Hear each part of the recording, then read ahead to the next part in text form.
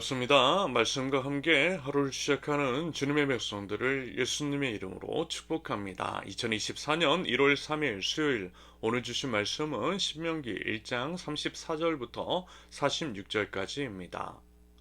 주님께서는 당신들의 말을 들으시고 진노하셔서 맹세하여 말씀하시기를 이 악한 세대의 사람들 가운데는 내가 너희의 조상에게 주기로 맹세한 좋은 땅을 볼 사람이 하나도 없을 것이다.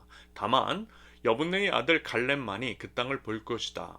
그가 정성을 다 기울여 나 주를 따랐으므로 나는 그와 그 자손에게 그가 밟은 땅을 주겠다 하셨습니다.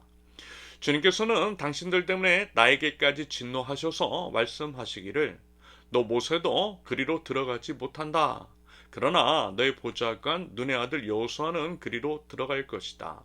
그는 이스라엘을 그 땅으로 인도하여 그 땅을 유산으로 차지하게 할 사람이니 너는 그에게 용기를 불어넣어 주어라 하셨습니다.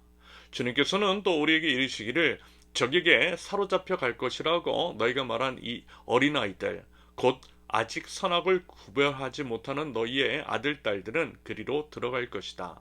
나는 그들에게 그 땅을 줄 것이며 그들은 그것을 차지할 것이다. 너희는 발길을 돌려서 홍해로 가는 길을 따라 광야로 가거라 하셨습니다.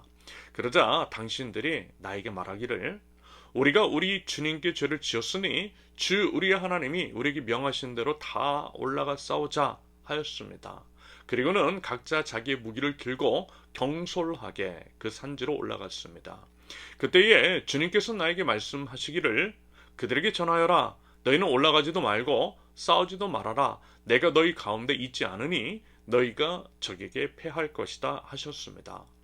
내가 이 말씀을 당신들에게 전하였지만 당신들은 듣지 않았고 주님의 말씀을 거역하고서 당신들 마음대로 산지로 올라갔습니다.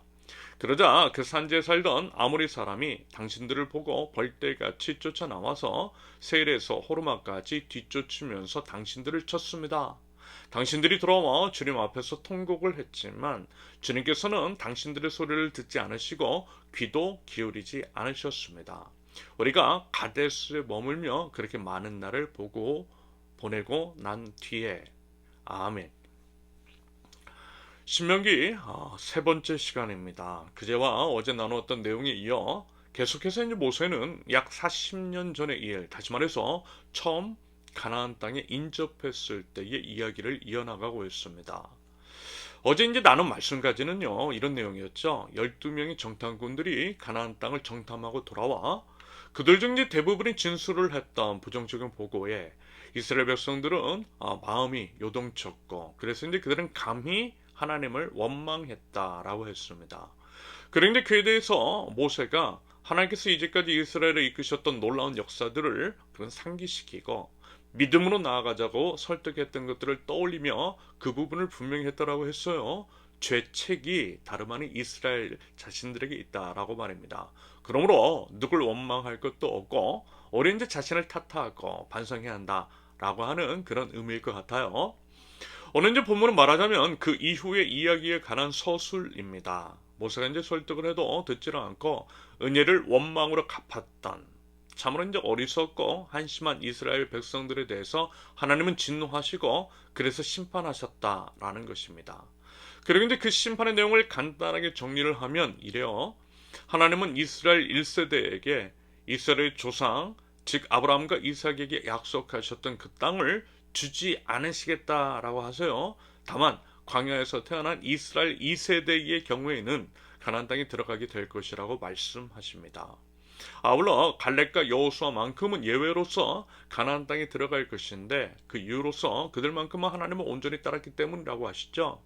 그러면서 이제 다시금 발길을 돌려서 홍해로 가는 길을 따라 광야로 들어가라고 말씀하십니다. 이것은 무서운 징계의 시작인 것이고 하나님께서 그만큼 이스라엘에 대해서 크게 진노하셨다라고 하는 의미일 것입니다. 그랬을 때요, 여러분 이스라엘은 어떤 반응을 보였다라고 하죠? 그제서야 가나안 땅을 차지하러 올라가겠다라고 소위 뒷북을 치더라는 것입니다. 이미 다 끝났는데 이미 하나님의 심판은 선포되었는데 말입니다. 그래서 결국 또 어떻게 됐대요? 그들이 두려워하던 아모리 사람들에게 크게 패했다라는 것입니다. 하라고 할 때는 안 하고 하지 말라고 할 때는 하는 청개구리 같은 이스라엘의 한심한 모습. 그 부끄러운 과거를 분명하게 이스라엘 백성들에게 그렇게 되짚어주고 있습니다. 그러면요, 여러분 그렇게 했던 이유, 모세가 굳이 과거의 과오를 끄집어내면서 이야기를 했던 까닭은 과연 무엇이겠습니까? 아마도요, 과거를, 그러니 과오를 직시해야만 똑같은 죄를 반복하지 않을 것이라 기대했기 때문일 것입니다. 여러분 이 말을 기억하시죠? 윈스턴 처칠이 했다라고 하는 말, 역사를 잊은 민족에게는 미래가 없다. 역사를 잊은 민족에게는 미래가 없다. 맞아요, 여러분. 역사를 잊은 민족, 그래서 과거에 어떠한 잘못을 저질렀고 그에 대한 성찰과 실질적인 삶의 변화로 이어지지 않는 민족에게는 미래가 있을 수 없다라는 것입니다. 여러분 대한민국 사회를 한번 보십시오. 글쎄요, 현재 이제 한국 사회가 온전하지 않고 여러 혼돈과 분열, 불평등, 불공정, 부정의가 횡행하는 이유는 과거사 청산을 제대로 하지 않은 것과 절대 무관하지 않다라고 봅니다. 역사를 잊었기 때문이에요. 가까운 대로 우리가 왜 일제히 강제 점령을 당했는지, 그때 어떠한 일이 있었고 해방 이후 친일파 청산이라든지 과거사 문제를 제대로 그리고 온전히 해결하지 않으면서 비롯된 문제들이 분명히 있더라는 것입니다. 여러분 그리고 이제 아이들을 훈계할 때 있잖아요. 아이들을 훈계할 때도 이런 것들은 기본입니다. 무작정 혼내는 거 좋지 않아요. 무엇이 잘못되었는지 그리고 그로 인한 결과가 무엇인지를 분명하게 깨우쳐 줘야만 하는 것입니다. 본인이 무엇을 잘못한지도 모르는데 용서하는 것도 사실 말이 되지 않는 거예요. 한일 관계에 있어서도 같은 맥락으로 이해가 가능할 것입니다. 여전히 그들은 강제징용이라든지 위안부 문제에 대해서 사과하지 않고 있어요. 독도에 대한 야욕을 멈추지 않고 있고요. 여전히 그들은 전범들의 위패가 놓여있는 야스쿠니 신사를 참배하고 있습니다. 이런 상황에서 우리나라의 태도가 과연 온당하냐라고 하는 질문을 해볼 수가 있는 것이겠죠. 모세는요, 분명하게 아플 정도로 따끔하게 콕 집어서 이야기합니다. 무엇이 잘못됐는지, 방금 서술한 것과 똑같은 과오를 저질러서는 안 된다라고. 그러면 40년 전과 같은 그런 하나님의 무서운 심판에 임하게 될 것이라고 과거의 그 부끄럽고 기억하고 싶지 않은 죄를 끄집어내면서 이야기하고 있다라는 것입니다. 여러분, 그리고 이것은요, 이러한 것들은 우리 개개인에도 분명하게 적용해야 되는 사안일 것 같아요. 여러분, 우리의 과거를 잊지 마세요. 오히려 의지적으로 기억하십시오. 무엇보다 우리가 이제 죄악 가운데 살았던 것, 그로 인해서 이웃들을 해하고 그러면서 우리 자신을 일그러뜨리고 결국 우리 모두 사망의 길로 점점 빠져 들어갔었던 것들을 여러분 분명하게 기억하십시오.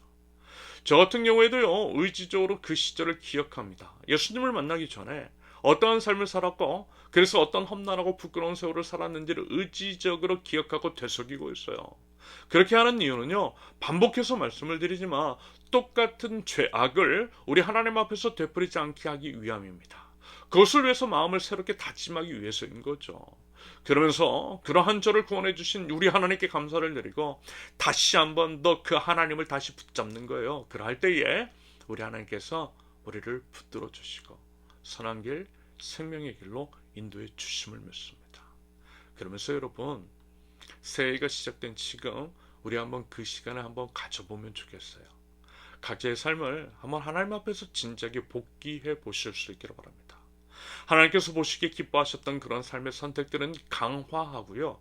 그렇지 않아서 넘어졌던 것들은 똑같은 실수를 하지 않기 위해서 비록 부끄럽고 떠올리기 싫더라도 그 원인과 이유 같은 것들을 되새겨 보실 수 있기를 바랍니다.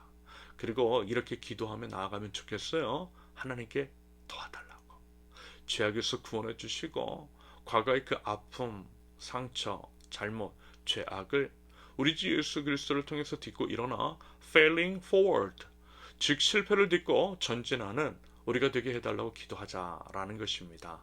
그러면요, 우리 하나님께서 그 마음의 중심을 보시고요, 도움을 주실 줄을 믿습니다. 아울러 청개구리처럼 이거 하라고 할 때 저거 하고 저거 하라고 할 때 이거 하는 것이 아니라요, 오직 우리 주님께서 말씀하여 주실 때 온전한 순종함으로 나가고 우리 주님께서 멈추라고 하실 때 멈춰설 줄 아는 그와 같이 하나님의 말씀에 대한 철저한 순종이 있는 저와 여러분들, 그럼으로써 하나님의 놀라운 역사를 우리의 삶 속에서 내려갈 줄 아는 하나님 나라의 백성들, 우리의 2024년도가 될 수 있기를 예수님의 이름으로 축원합니다. 함께 기도합니다.